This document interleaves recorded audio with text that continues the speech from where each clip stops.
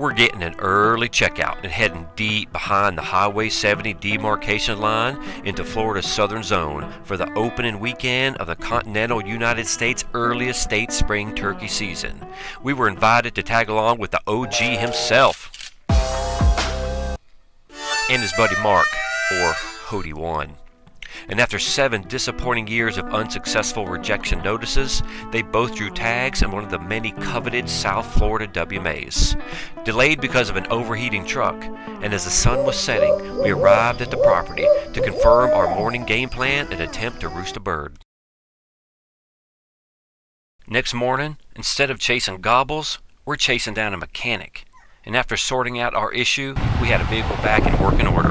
Now back to the hunt. Come on down here with Hody One and get you one. When we checked in that morning, 3 birds had already been signed out. And with the clock running and the pressure on, our first stop was to drop off Mark at a location we had prior intel on. And after wishing him luck, we headed off to divide and conquer.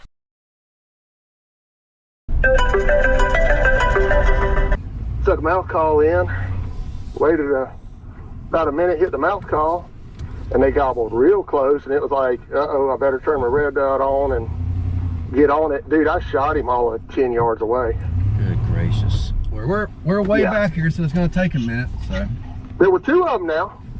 Well, I mean, we can try, but I mean, yeah. I don't know if he's going to come running back with his buddy. Just got his brains blown out.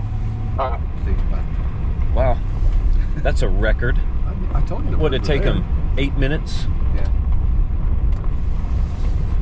Good Lord. Nice little spurs on it. Decent beer. Man, he's got some real good hooks on it. Yeah. Turkey hunting ain't supposed to be that easy. I know it ain't, but hey, I think we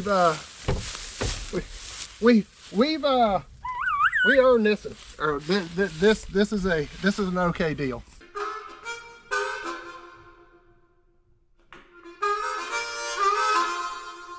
After cleaning and icing down the bird, we had 1 more tag to fill. On this hunt, we would combine the method of trolling as well as setting up to call in silent birds that might not be so inclined to betray their position with a gobble.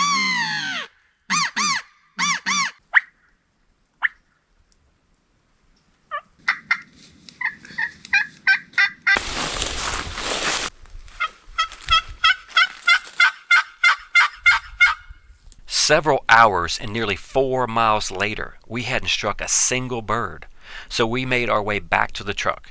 We were going to make a last stand until fly-up time in a cypress dome where Mark heard birds gobbling earlier that morning. So we packed in a couple deadly DST decoys and walked in about a mile behind closed gates before settling on a pretty money-looking spot. And with decoys deployed, it became a game of patience. Getting close to roosting time, we spotted a lone gobbler. And when he spotted the decoys, he came in on a string. See how close he'll come in. I got the GoPro on.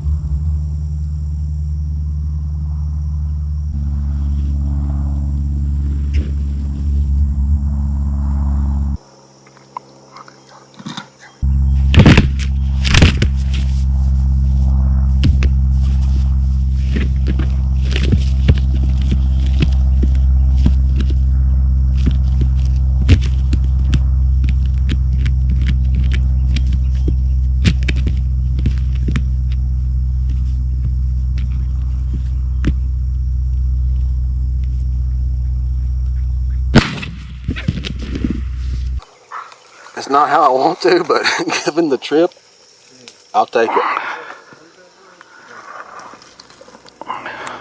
Thank you.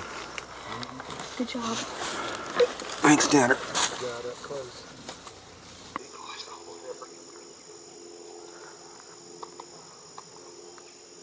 Probably your turkey's buddy. Could be. He was just going back to where he... They're more broken on that side. Look at them curves. They're all, man, Look how curved they Look are, how- how sharp they are. look at this one over here. He's a kind of a light color bird. He's beautiful. Ain't he though? Mhm. So 11:30, 12:30, 1:32, 33, 34, 35. 7 hours. 2 Georgia boys got their limits. Yes, indeed, Hody One. We Georgia boys are a long way from home, but there is no distance too far that could keep us away. Nowhere on earth is like a South Florida cattle ranch, where time seems to stand still, and we get a rare glimpse into a Florida that not far in the distant past was a frontier. 2025 opening weekend in the books. 2 Osceolas down. What a day. And we're here in the early part of the breeding season here in South Florida. You know, the breeding season here is going to go from January to May. But right now we're still in probably the early phases. The peak of breeding won't probably happen, and the peak of nesting probably is not going to happen for the next couple 3 weeks. So we're early.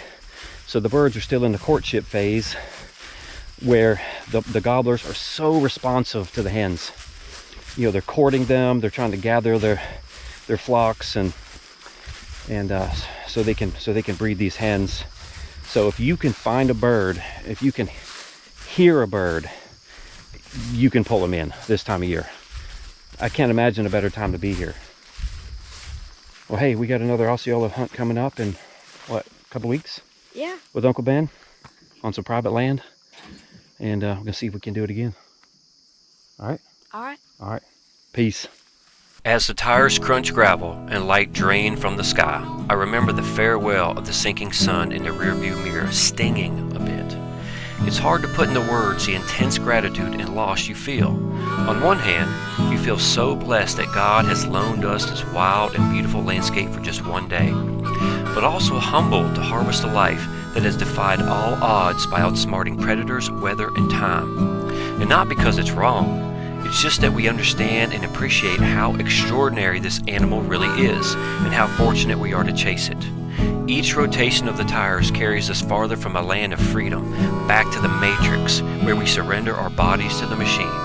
But our minds will remain here, unplugged, to a land where the gobble of an Osceola has broken the silence long before we were born and will ring long after we're gone.